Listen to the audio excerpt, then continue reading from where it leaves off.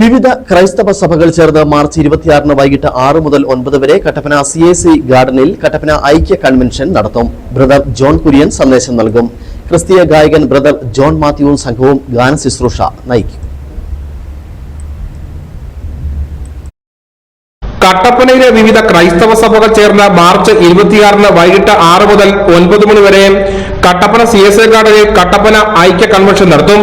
Brother John Kurian സന്ദേശം നൽകും. ക്രിസ്തീയ ഗായകർ ബ്രദർ ജോൺ മാത്യു സംഘവും ഗാന ശുശ്രൂഷ നടത്തും. കട്ടപ്പനയിലും പരിസര പ്രദേശങ്ങളിലെയും വിവിധ ക്രൈസ്തവ സഭകൾ ഒരുമിച്ച് സംഘടിപ്പിക്കുന്ന കട്ടപ്പന ഐക്യ കൺവെൻഷൻ അതിൻ്റെ 8ാമത് വാർഷിക കൺവെൻഷനിലേക്ക് വരുന്ന വിവരം നിങ്ങളെല്ലാവരെയും വളരെ സന്തോഷത്തോടെ അറിയിക്കുകയാണ്. ഈ വർഷത്തെ കൺവെൻഷൻ 2026 ഏപ്രിൽ മാസം 26-ാം തീയതി ഞായറാഴ്ച വൈകിട്ട് 6 മുതൽ 9 വരെ കട്ടപ്പന പള്ളിക്കവലയിലുള്ള CSI ഗാർഡനിൽ വെച്ചാണ് നടത്തപ്പെടുന്നത്. ബ്രദർ ജോൺ കുര്യൻ കോട്ടയം മുഖ്യ സന്ദേശം നൽകി.